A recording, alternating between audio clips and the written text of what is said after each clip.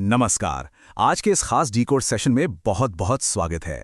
आज कुछ बेहद रोमांचक और सच में रोंगटे खड़े कर देने वाला डीकोड होने वाला है। हम बात कर रहे हैं कैल्विन आर्यन की उस वायरल हॉरर स्क्रिप्ट की जिसका नाम है हॉन्टेड नाइट यानी भूतिया रात। आज सिर्फ कहानी सुनने का दिन नहीं है, बल्कि हम एक एक चीज की चीर फाड़ करेंगे कि आखिर एक परफेक्ट हॉरर ट्रैप या कह लें खौफ का जाल कैसे बुना जाता है, कैसे एक राइटर बड़ी ही चालाकी से दर्शकों के दिमाग के साथ खेलता है। तो चलिए बिना किसी देरी के इस खौफनाक सफर की शुरुआत करते हैं।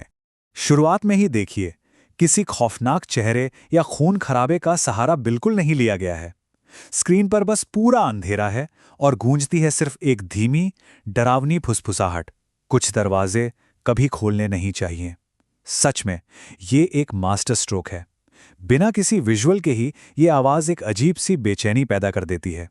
ये हमें सीधे रहस्य के बीचों बीच खींच लाती है और दिमाग में एक सवाल छोड़ जाती है कि आखिर वो कौन सा दरवाजा है जिसे खोलने की मनाही है। तो चलिए इसके पहले सेक्शन की तरफ बढ़ते हैं। सेटअप, संपूर्ण अकेलापन। अब देखिए, हॉरर का सबसे पहला उसूल ही यही है, शिकार को पूरी तरह से अलग थलग कर देना। राइटर बहुत ही चालाकी से मुख्य किरदार कैल्विन के सारे सेफ्टी नेट्स यानी बचने के सभी रास्तों को एक एक करके काट देता है। टेंशन को एकदम चरम पर ले जाने के लिए बहुत जरूरी है। ये कोई आम रात नहीं है। रात के ठीक 2:13 बज रहे हैं। बाहर तेज बारिश, बिल्कुल सुनसान सड़क और अचानक बिना किसी कारण के कैल्विन की बाइक बंद हो जाती है। जब मदद के लिए मोबाइल निकाला जाता है तो नेटवर्क भी गायब। देखिए कैसे कुछ ही मिनटों के अंदर किरदार को तकनीक, रोशनी और भागने के रास्तों से महरूम कर दिया गया है। उसे पूरी तरह से आइसोलेट कर दिया गया है। अब जब कोई उस सुनसान सड़क पर बिल्कुल अकेला हो तो उसे उस अंधेरे से बाहर निकालने के लिए एक ल्योर यानी चारे की जरूरत तो पड़ेगी ही। जंगल के बीचों बीच एक पुरानी हवेली, ऊपर की एक खिड़की में जलती हुई सिर्फ एक लाल रोशनी और वो अजीब सा एहसास कि कोई लगातार घूर रहा है। ये सारे विजुअल क्यूज ना एक मैग्नेट की तरह काम करते हैं। ये उस फंसे हुए इंसान को सड़क की सुरक्षित जगह से खींचकर सीधा खतरे के मुंह में ले आते हैं। और यहीं से शुरू होता है हमारा दूसरा सेक्शन, जाल के अंदर हवेली में प्रवेश।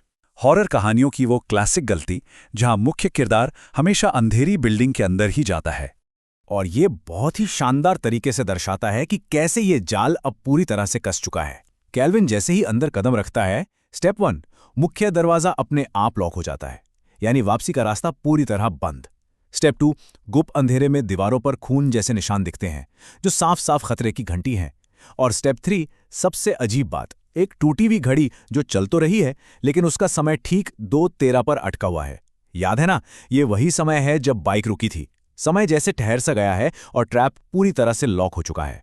अब बारी आती है साइकोलॉजिकल मैनिपुलेशन की। इसे ऑडिटरी ल्योर कहा जाता है।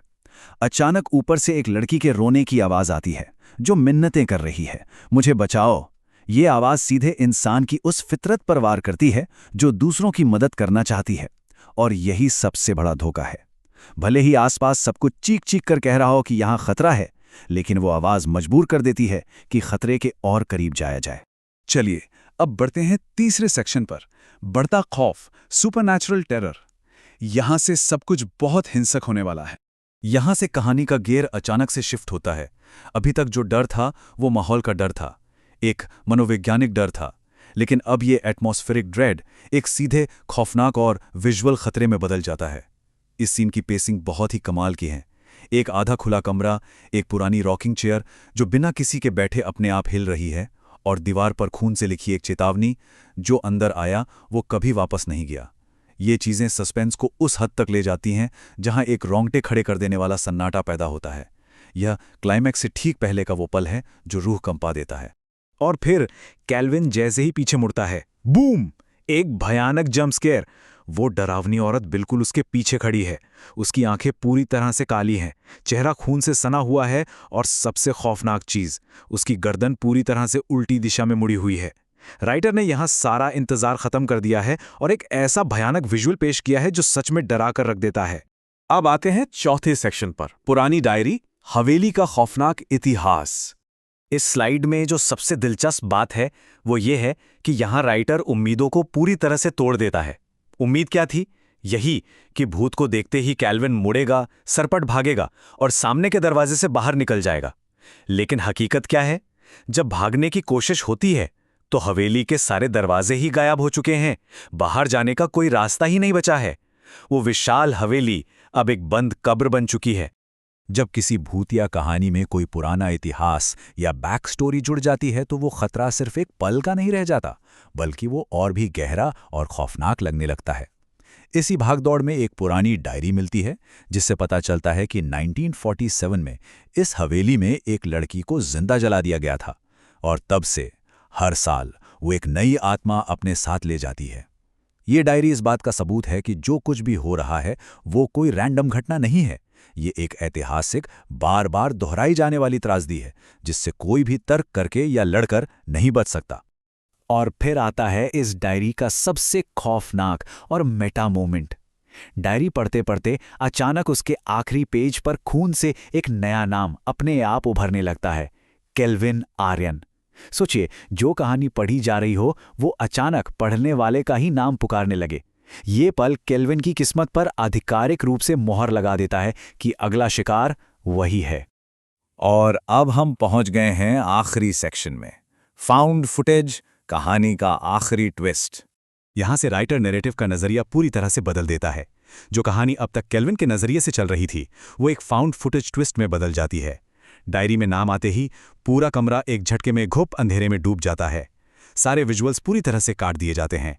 सिर्फ एक दर्दनाक चीख सुनाई देती है, नहीं, और फिर एकदम सन्नाटा। यहां सेंसरी डेप्रिवेशन का गजब इस्तेमाल हुआ है। जब कुछ दिखाई नहीं देता तो इंसानी दिमाग खुद उस खौफनाक मौत की तस्वीर बनाने लगता है।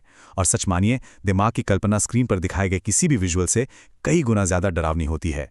अगली सुबह हवेली के बाहर लोगों को सिर्फ एक चीज मिलती है, केल्विन का मोबाइल फोन।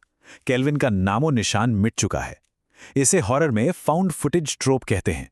इंसान तो गायब हो गया, लेकिन उसके पीछे रह गया एक डिजिटल सबूत जो इस बात की गवाही दे रहा है कि उस रात जो भी हुआ वो 100% सच था। और सबसे डरावनी बात पता है क्या है? कैमरा अभी भी रिकॉर्डिंग कर रहा था। और इस फुटेज के बिल्कुल आखिरी सेकंड में एक जबरदस्त फोर्थ वॉल ब्रेक होता है। ये वो तकनीक है जहां फिक्शन और देखने वाले के बीच की दीवार टूट जाती है। वो डरावनी औरत अचानक कैमरे के बिल्कुल करीब आती है, स्क्रीन ग्लिच होती है और वो सीधे लेंस में देखकर कहती है, अब अगली बारी तुम्हारी है। जो श्राप अभी तक सिर्फ कहानी का हिस्सा था वो अब सीधे तौर पर इस फुटेज को देखने वालों पर ट्रांसफर हो गया है। कैमरा अभी भी रिकॉर्ड कर रहा है और वो फुटेज अभी भी मौजूद है। जरा इस बेचैन कर देने वाले सवाल पर गौर कीजिए। ये खौफ का जाल कभी खत्म नहीं होता, ये बस अपना नया शिकार ढूंढता है। तो अब इस रिकॉर्डिंग को खोजने वाला अगला इंसान कौन होगा?